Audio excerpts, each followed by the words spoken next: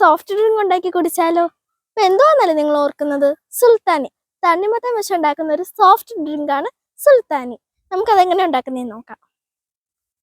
അപ്പോൾ ഇത് വെച്ചാണ് നമ്മൾ ഇന്ന് സുൽത്താനി ഉണ്ടാക്കാൻ പോകുന്നത്. സുൽത്താനി ഉണ്ടാക്കാൻ ഇതിന്റെ കുരുവെല്ലാം മാറ്റി ഇത് കുഞ്ഞു കുഞ്ഞു പീസാക്കി നമുക്ക് അരിഞ്ഞെടുക്കാം. ഇനി നമുക്ക് തണ്ണിമത്തൻ മിക്സിയുടെ ജാറിലോട്ട് ഇട്ട് കൊടുത്തിട്ട് ഒരടി അടിച്ചിട്ട് പാലും കൂടി ഇട്ട് ഒരടി അടിക്കാം. നമുക്കിനി പാല് ഒഴിച്ചു കൊടുക്കാം. ഫ്രീസറിൽ വെച്ച് മീഡിയം സൈസായ പാല്. അത്യാവശ്യം നല്ല മധുരമുള്ള തണ്ണിമത്തനായിരുന്നു, അതുകൊണ്ട് നമുക്ക് ഇച്ചിരി പഞ്ചസാര ഇട്ട് കൊടുക്കാം. നമുക്കിനി ഇത് മിക്സിയിലിട്ട് ഒരടി അടിച്ചെടുക്കാം. നമ്മുടെ സുൽത്താനി റെഡി ആയിട്ടുണ്ട് കേട്ടോ. നമുക്കിനി ഇതൊന്ന് ടേസ്റ്റ് ചെയ്ത് നോക്കാം.